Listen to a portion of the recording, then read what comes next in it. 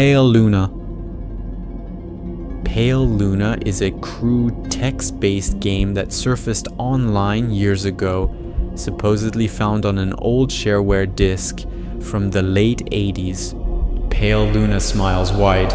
The game gives you basic commands. You're in a forest. There's a shovel. A path leads north. Most inputs return errors. The game crashes frequently, but if you're unusually specific and you know exactly what to type, it progresses.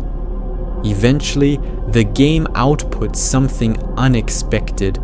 Latitude 37.4, 28553, longitude -122.0882226. Actual GPS coordinates. After entering the coordinates on Google Maps, you get a random dusty road near San Francisco.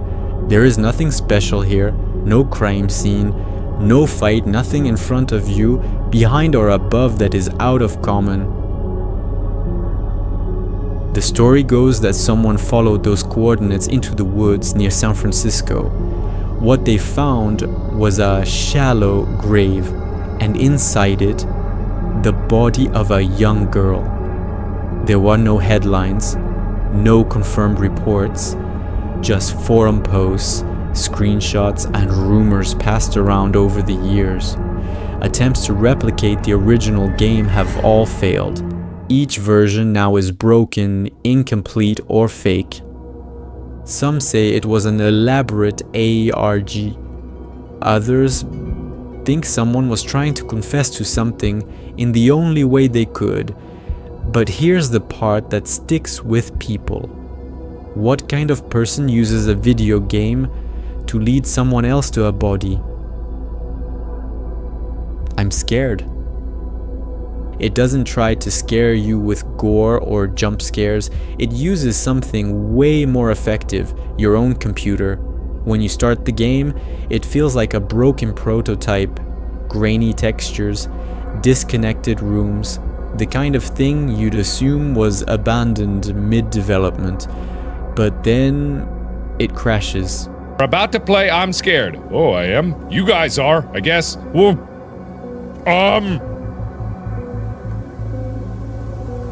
And when you check your desktop, there are new files, text documents, images, notes with your username on them. One reads, "There is a way to turn an entity into data. They have a life of their own, and it is difficult to distinguish them from normal computer files. In our actions of every day, while we sit at the computer, this byte entity observes us and studies our every move and fear. The game is simple. Following the arrows is the key. If you get caught, you lose. A sound will predict its arrival, and that's when she appears. A floating, glitched out face, pale, screaming. She'll follow you through the hallways. Her movements are erratic. If she touches you, the game force quits. Next time you load in, the layout's different. New areas, new threats, new files show up in your folders. Some versions reference your actual name or search history. It becomes clear fast. This game isn't just playing with you, it's playing on you. IMSCARED was one of the first horror games to truly mess with your system. It read your data, wrote new files, bent the rules of what a game even is. People compare it to malware, but it's worse, because malware doesn't whisper your name through your speakers. You don't beat IMSCARED, you just stop playing and hope that's enough.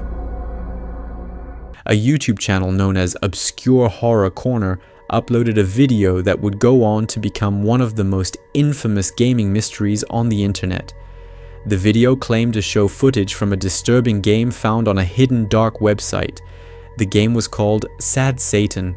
This is the last series uploaded to the Obscure Horror Corner YouTube channel, a YouTube channel that now has over 100,000 subscribers. The last video uploaded being Sad Satan, Deep Web Horror Game, Part 4, more than 9 years ago. From the very beginning, the gameplay felt corrupted.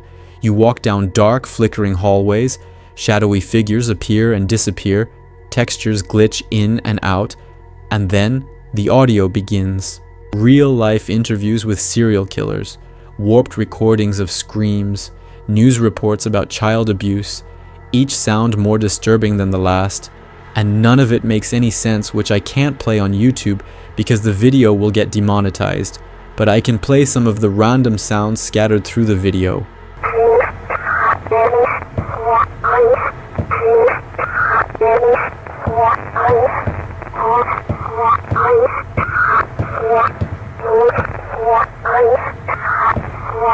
Even more disturbing are the photos scattered along the video, which I can't show all of them, but here is an example.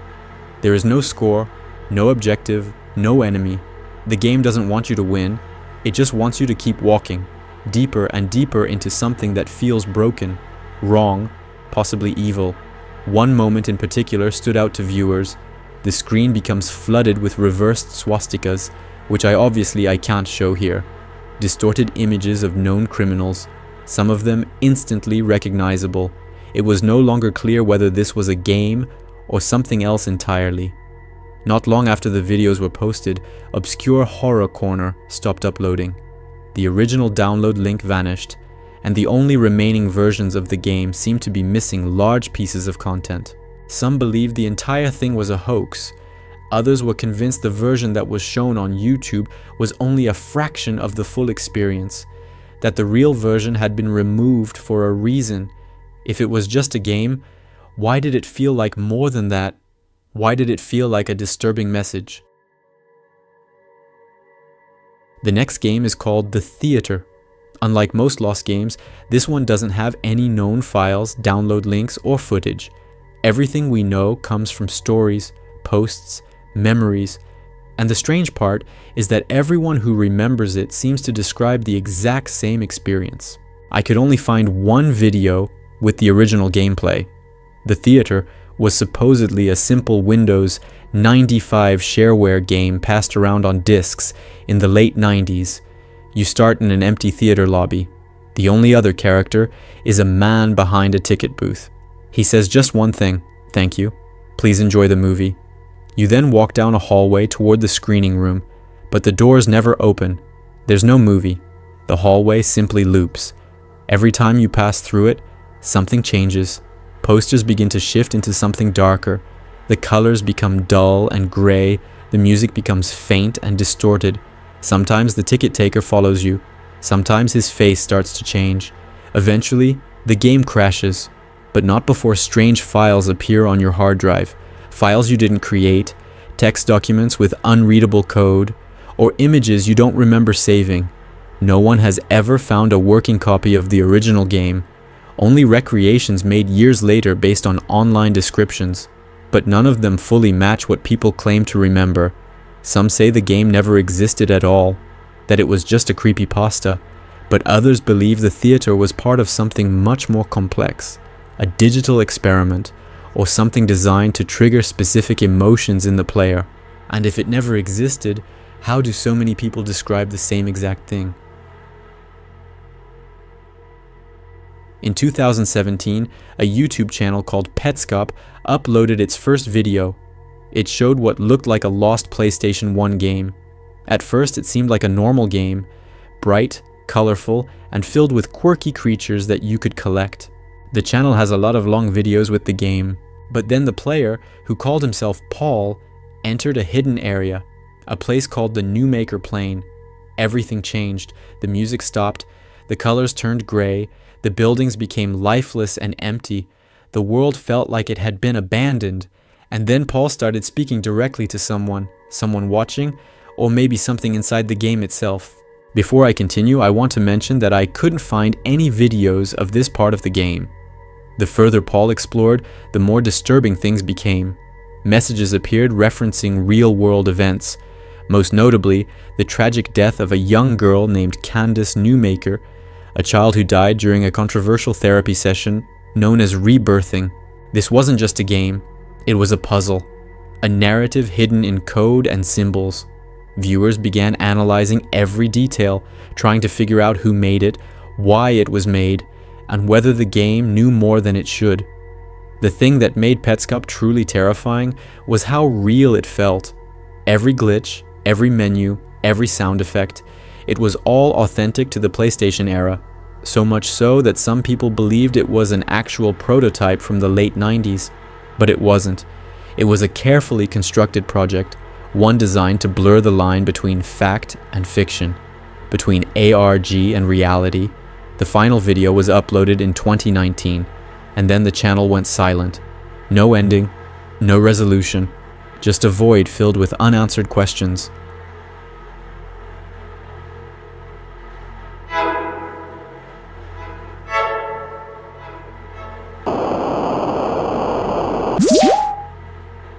To this day, no one knows the full story behind Petscop. No one knows who really made it, or why. Before leaving the video, please don't forget to subscribe because this video took a lot of research and time.